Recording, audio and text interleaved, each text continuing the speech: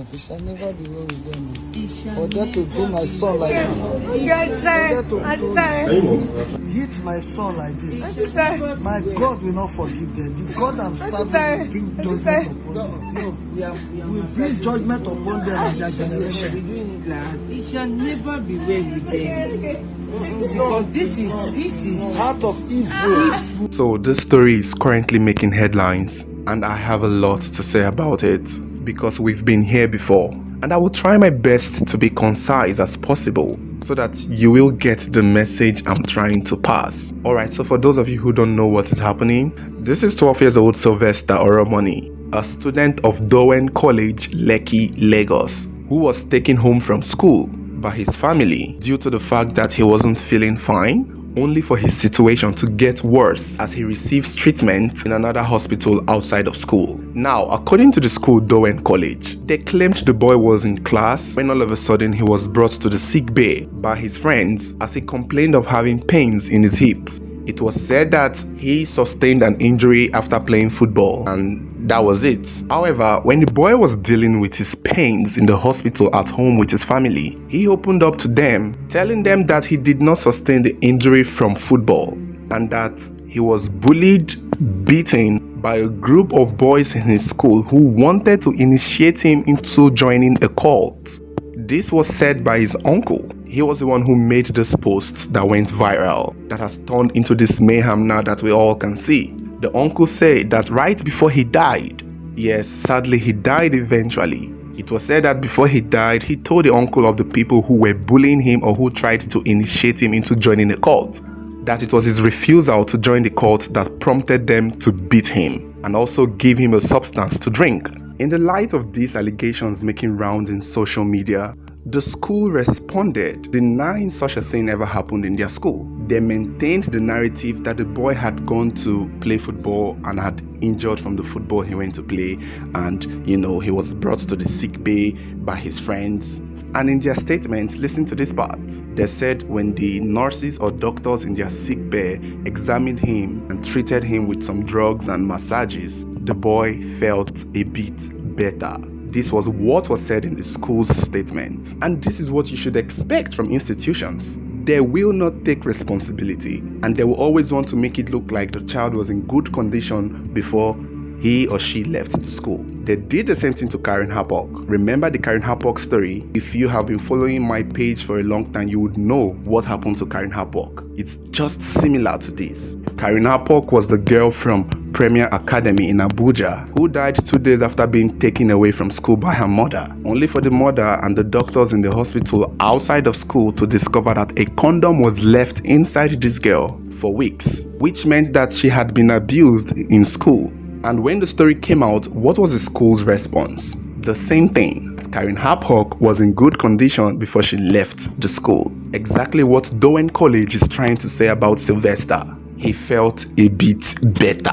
If he felt a bit better, if he was in good condition before he left the school, why were you calling his mother to come and pick him up? I went to a boarding school too, and in my time, no one is going to call your parents to come and pick you up from the sick bay if you are feeling a bit better. If the little boy was in good condition, if the little boy was feeling a bit better, why were they calling his mother twice? They kept calling this woman to come and take her child to get medical treatment outside.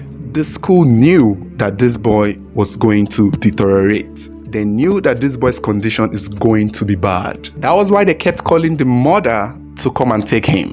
Because if I'm paying 1 million naira for school fees for my child, that school better have a standard health care. You shouldn't be calling a parent that is paying 1 million naira for school fees to come and take their child because the child is feeling just leg pain. That is something the school can handle, unless they know it's more than leg pain. Unless they know that it's more than that, which the school knew, and that was why they kept calling the mother to come and take the child. And yet they are claiming that the child was in good condition before he left. Yet they are claiming that the child was feeling a bit better before he left.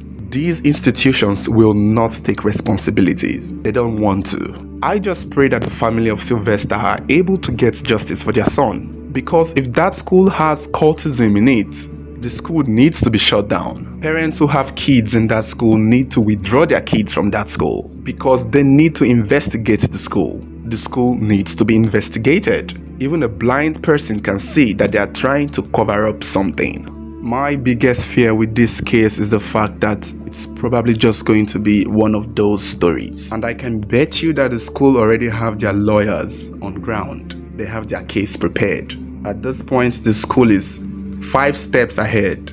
And that is why institutions always win in cases like this, because they are the ones who set up the stage. We saw this in the Karen Hapok case, we saw it in Letitia's case, we saw it in the case against Bowen University, we also saw it in the Don Davis case.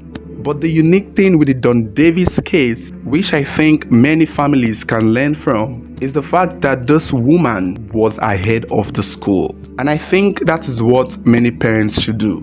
Keep tabs on your children. If you have kids in boarding school, if you have kids who are even in the day school, in private schools, on private universities, even government schools, keep tabs on them. This Don Davis case is so unique because the mother of this child was the first person the child reported to, and it was not as if the child was going to report. Remember, the mother forced it out of the child. When she noticed the son couldn't sit properly, she just went straight to the questions that some parents would be uncomfortable to ask. This woman went there, and the moment she realized that her son has been sexually molested, she took him out of that school and then exposed the school.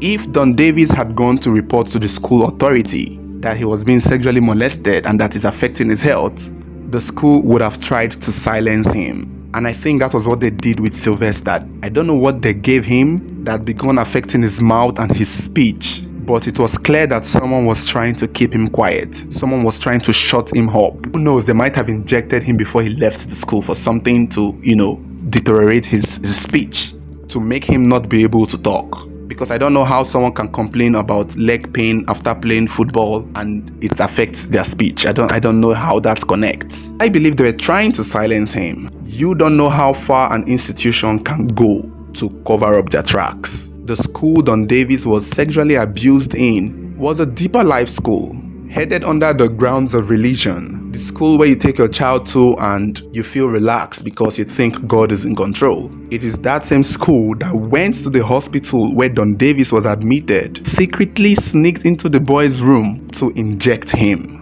But luckily for the boy, the mother was ahead of the school. The mother was always one step ahead of the school. And just yesterday, there was an update to the Don Davis case, which is a very good news. It was announced that the people involved will face trial because they were arraigned in court for the first time, and the judge concluded that there is a case here to settle. The principal, some other staff members, and the students who abused the little boy. It was said that they will be tried as juvenile. That is a breakthrough. This would never have happened if the mother was not privy to the information. This would never have happened if the school got to learn first that the child is being sexually abused before the mother did. Because if they had learned it first, they would have found a way to silence that child. They would have found a way to go around it and fix it before it gets out there. I just hope that the family of Sylvester have it in record where the boy made those confessions and mentioned the names of the people who tried to initiate him. Because it seems like they have records of his last moments, all the sufferings he was going through. The family have it in record. If they don't have that important moment in record, if they don't have that moment when this boy was making those confessions, there's probably going to be a dark tunnel. I don't know how they can fight this if they don't have it in record. And if they do, I hope they keep it. They shouldn't upload it yet. We don't have to see it. Those are the things you show in court. I guess right now all we can do is watch and see. Watch and see how this unfolds. For those of us who have kids in boarding schools or in schools, keep tabs on your children. When you go to visit them, when they come back for the holidays, ask them directly, is anybody bullying you in school? Is anybody touching you inappropriately? Is there some challenges you're facing? Get this information ahead of time and keep your records. Because these institutions, they don't care about your child. Don't think because you paid 1 million naira for school fees that they're going to care about your child. They don't. When things blow up like this, they will not take responsibility. They will even go as far as blaming the child or the family for the death of their own child.